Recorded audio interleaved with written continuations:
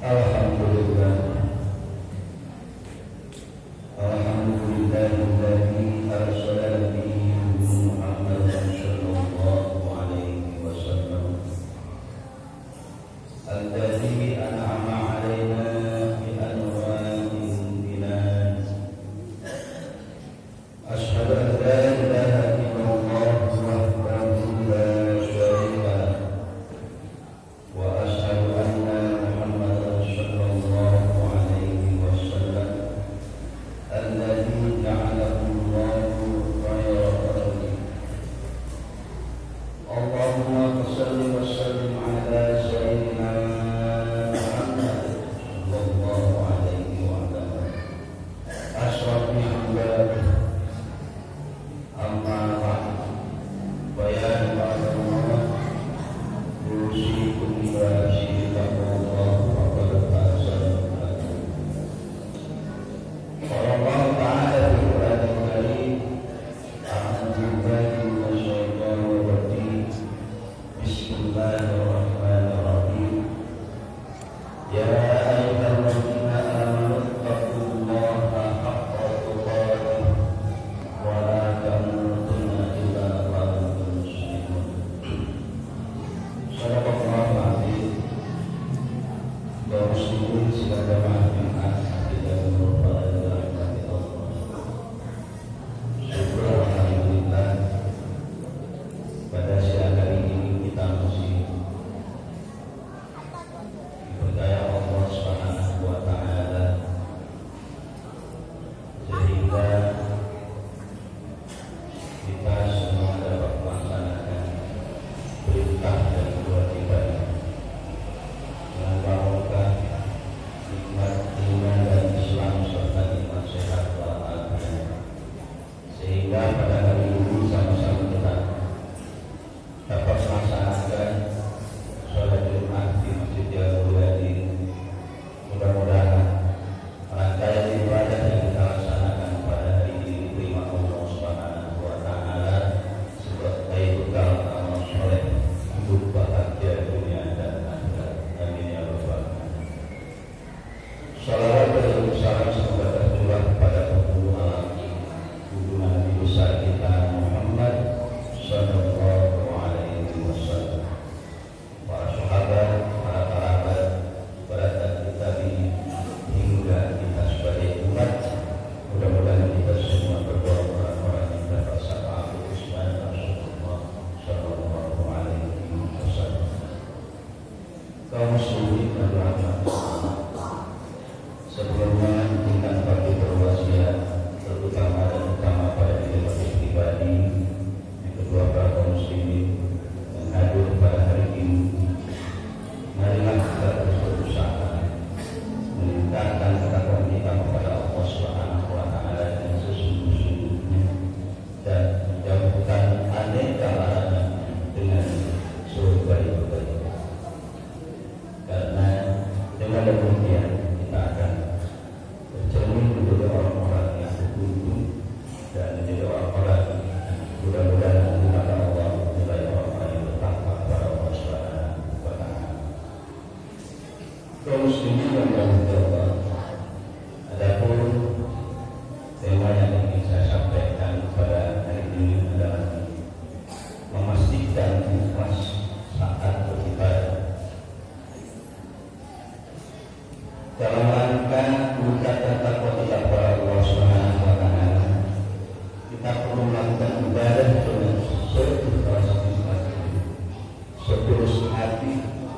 Tujuan kita diciptakan oleh Allah Subhanahu wa taala tiada lain untuk beribadah kepada-Nya, mempersembahkan semua gerak tubuh kita sepanjang hidup hanya karena Allah Subhanahu wa taala.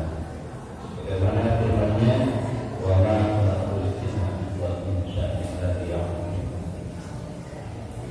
Saya tidak menciptakan jin dan manusia untuk beribadah.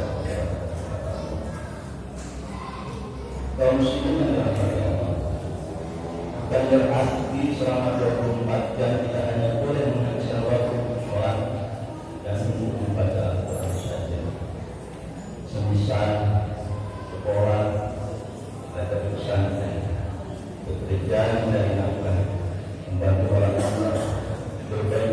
ibaratnya makan, minum dan sejenisnya.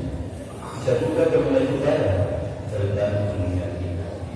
Semua merupakan bagian dari ibadah, persisnya ibadah baik waktu. Ibadah baik maupun maupun masing-masing membutuhkan niat yang ikhlas, murni dan rahmat. Jika tidak mampu ikhlas secara penuh, seseorang yang akan diberi pahala dengan persentase sebesar makna ikhlasnya. Jika persentase ikhlas seseorang dalam hati hanya sebesar 40%, contoh, selebihnya dia berniatkan karena Allah untuk juga supaya mendapatkan materi misalnya yang mengatakan balas dari 40%. Artinya, kadar balasan keikhlasan seseorang tergantung pada persentase ikhlasnya dalam hati. Sebagaimana disebutkan dalam hadis Bukhari, innamal a'malu binniyat wa innamal likulli imrin ma nawa. Sesungguhnya amal itu tergantung dengan niatnya, dan setiap orang tergantung atas apa yang dia inginkan. Kaum muslimin yang dirahmati Allah, bagaimana Rasulullah menyatakan, barang siapa beramal supaya dapat pahala, maka ia bagaikan orang yang sedang berdagang. Maksudnya, yang bersangkutan beramal dengan amal mendapatkan keuntungan, itu soal orang seperti dagang, dan sudah mudah jadi amal dengan pahala. Wa man amila awtan minal bahwa indah. Barang siapa yang melakukan sebuah tindakan datang neraka, dia termasuk Allah. Wa man amila bahwa indah. Dan barang siapa yang bertindak karena Allah semata, dia merupakan orang yang berbeda. Orang yang ikhlas ibadah dalam hati suci, seperti tangan kanan memberikan sesuatu, namun tangan kirinya tidak sampai dalam. Maksudnya, amal-amal baik seharusnya kita sembunyikan senatak mungkin juga kepada orang yang dekat pun dia tidak mengetahui. Dua sahabat ini, salah seorang orang yang soleh dan mendidik perjalanan Nabi Muhammad SAW. Dia tidak pernah bertemu secara fisik dengan Nabi, mengatakan orang yang mendoakan saudaranya atas tanpas pengetahuannya yang mendoakan itu lebih baik daripada mengunjungi rumahnya. Silaturahmi dan bertemu secara langsung. Bagaimana bisa demikian? Ya, karena orang yang bertemu secara langsung, mengunjungi secara langsung, terdapat kemungkinan surga atau pada menggunakan hak orang yang berdoa. Namun jika mendoakan tanpa pengetahuan saudara yang kita doakan, ibadah yang benar-benar ikhlas. Ada orang yang menghubungkan malam dalam kamar sendirian, menyebut nama-nama saudaranya, kemudian mendoakan mereka dengan sebaik-baiknya. Inilah di antara contoh ikhlas yang betul-betul. Kaum muslimin yang dirahmati Allah, ada sebuah kisah Israiliyah dalam kitab Ihya Ulumuddin. Imam Al-Ghazali bercerita, terdapat satu tahun menebang pohon. Salah seorang ibadah mengetahui bahwa ini tidak menghancurkan tempat peribadatan penyembahan pohon. Pada hari pertama, saat hamba tersebut datang, iblis menghadap. Sudahlah, kamu jangan potong dan potong pohon ini. Andai saja kamu potong, penyebab-penyebabnya akan bisa menjadi Tuhan sejenisnya. Percuma kamu potong. Sudahlah, kamu beribadah seperti saya sana. Goda iblis pada ibadah. Mendapat penghadangan demikian, ahli ibadah marah. Kemudian dia menghantam iblis yang datang menjelma sebagai sosok seorang tua. Iblis pingsan seketika. Iblis tahan. Iblis mencoba melanjutkan godaannya. Bisikanlah yang kedua, begini saja. Kamu ini adalah hamba yang melarat. Kamu ini adalah hamba yang susah. Kamu ibadah saja kepada Allah Subhanahu wa Ta'ala. Setiap malam kamu aku urus, aku kasih 2 dinar. Kamu ini bukan Rasul. Kamu ini bukan utusan Allah. Biar kamu saja yang menggunakan kampung ini, kata Iblis. Ahli ibadah terbujuk rayu. Ia terbuai membujuk setan. Ia membayangkan bagaimana tidak solusi yang indah. Memaknakan ada yang menonton, ia tetap bisa beribadah kepada Allah Subhanahu wa Ta'ala. Sedangkan pembalasannya akan seberapa adil.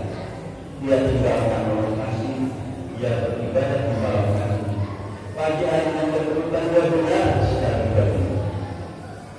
Hadirin, pada hari yang ketiga, Iblis ternyata tidak menaikkan janjinya yang ketiga. Sekarang itu tidak ada beli dan uang 2 dinar atas tipuan ini. Karena merasa kesal atas perilaku Iblis yang berbohong, hamba yang mengembali dari kita, darahnya mendidih.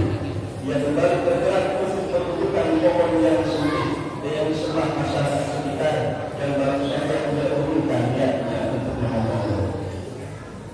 Saat akan memotong, ia kembali ke haram Iblis. Kemarin lusa pada hari pertama saat terjadi duel, ia menang.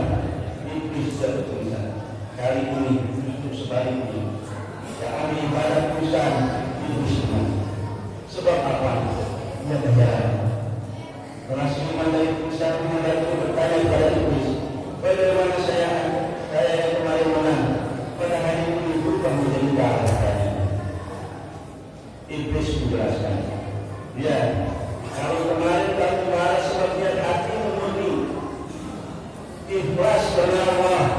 Namun pada hari ini kamu marah karena Allah. Hari ini kamu marah seperti marah punya aku kasih jadilah. Marahmu bukan karena Allah. Oleh karena itu, aku bisa mengalahkan Tuhan. Aku kedua kata ikhlas dalam Al-Quran yang ada kita menggambarkan susu yang murni, susu yang keluarkan untuk hewan yang mana dalam perut hewan terdapat darah dan kotoran, dan susu sama sekali tidak tercampur kedua kotoran tersebut. Susu keluar dulu sebagai susu. Kita di dunia ini atas kotoran-kotoran yang ada, perlu kemudian segala pula kita persembahkan kepada Allah Subhanahu wa Ta'ala. Kaum muslimin yang rahmat Allah, semua manusia bisa binasa kecuali orang beriman. Semua orang berilmu akan binasa